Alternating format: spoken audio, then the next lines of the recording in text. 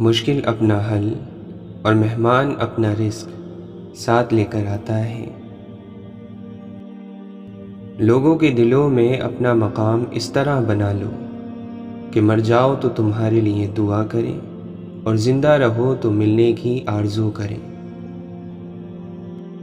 امام باقر رضی اللہ عنہ فرماتے ہیں، کوئی عبادت بھی حلال کمانے اور شرمگاہ کی حفاظت سے افضل نہیں۔ مرد موت سے نہیں غیرت سے مرا کرتے ہیں، زندگی سے نہیں حیا سے جیا کرتے ہیں۔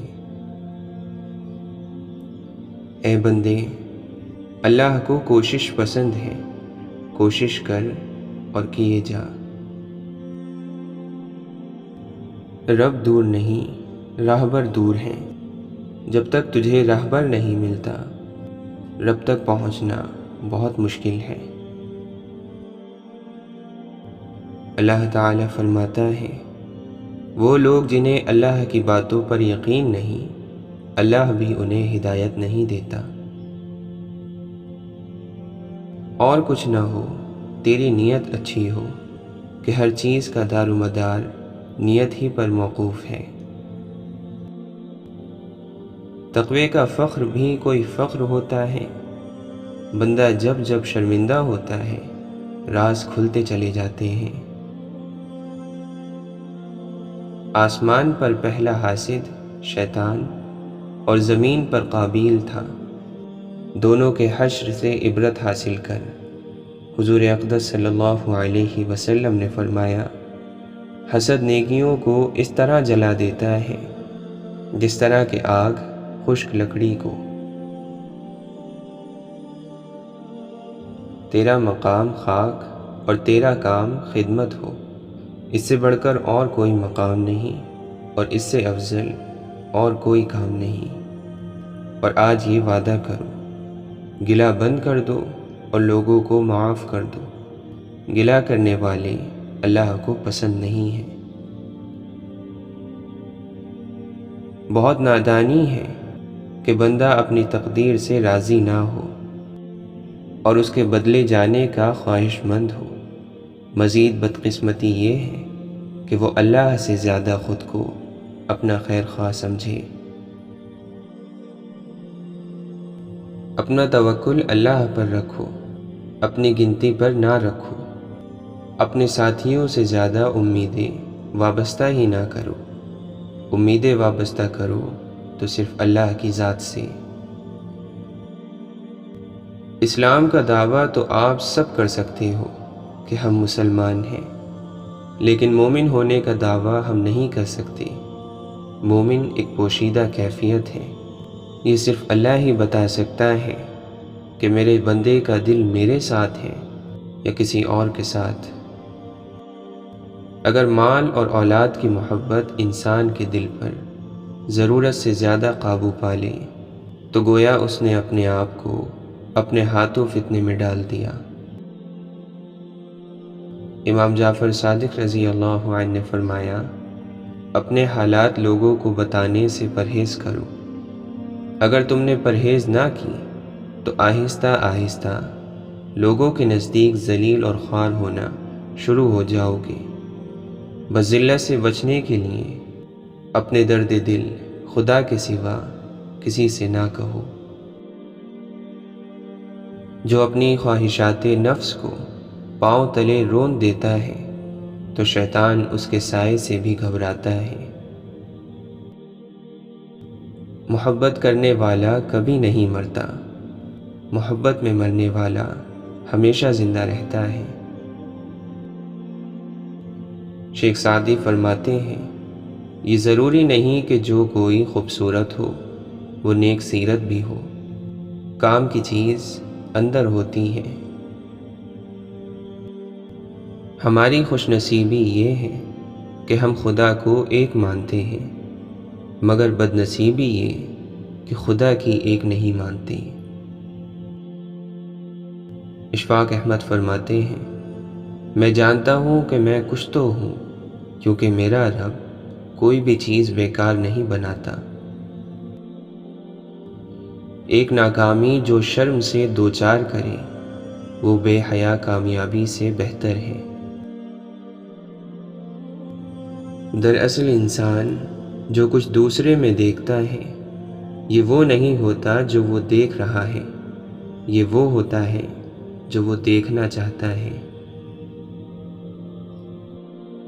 واصف علی واصف فرماتے ہیں، دنیا میں سب سے بڑا انصاف یہ ہے کہ یہ گناہ کے تلاش کرنے والے کو گناہ دیتی ہے اور فضل کے تلاش کرنے والے کو فضل دیتی ہے۔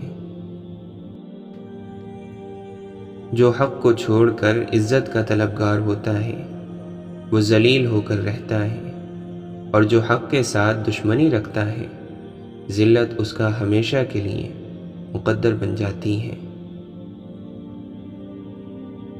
مولانا رومی فرماتے ہیں، عقل مندی کا تعلق بالوں کی سفیدی سے نہیں، عقل اور تجربے سے ہے۔ دل سیاہ ہو تو داڑھی کے سفید بالوں کی کیا حیثیت۔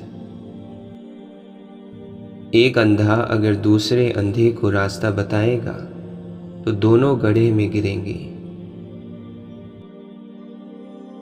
بہترین انسان وہ ہے کہ جب اس کی تعریف کی جائے تو وہ شرمندہ ہو، اور جب برائی کی جائے تو وہ خوش ہو۔ تم چند لوگوں کو کچھ عرصے کے لیے بے وقوف بنا سکتے ہو، اور شاید کچھ لوگوں کو ہمیشہ کے لیے بھی، لیکن تمام لوگوں کو تمام عرصے کے لیے بے وقوف بنانا ممکن نہیں۔ انسانیت کی معراج عقل میں نہیں خاموشی میں ہے۔ ابن رشد فرماتے ہیں، اسلام کا سب سے بڑا دشمن وہ جاہل ہے جو لوگوں پر کفر کے فتوے لگاتا پھرتا ہے۔ زندگی کی حقیقت سے بہت سنجیدہ اور بہت رنجیدہ نہ ہو۔ ایک بات تو طے ہے کہ آپ اس سے بھاگ نہیں سکتے۔ بدبختی یہ ہے کہ میں اپنا خالی ہاتھ لوگوں کی طرف بڑھاؤں اور کوئی اس میں کچھ نہ رکھے، اور مایوسی یہ ہے کہ میں اپنا بھرا ہوا ہاتھ لوگوں کی جانب بڑھاؤں اور کوئی اس میں سے کچھ نہ لے۔ سوچ، لہجہ یا الفاظ میں اگر کوئی ایک بھی نامناسب ہو تو آپ اپنی بات کی اہمیت کھو دیتے ہیں۔ گناہ ہر اس عمل کا نام ہے جو تمہارے لیے نقصان دہ ہے۔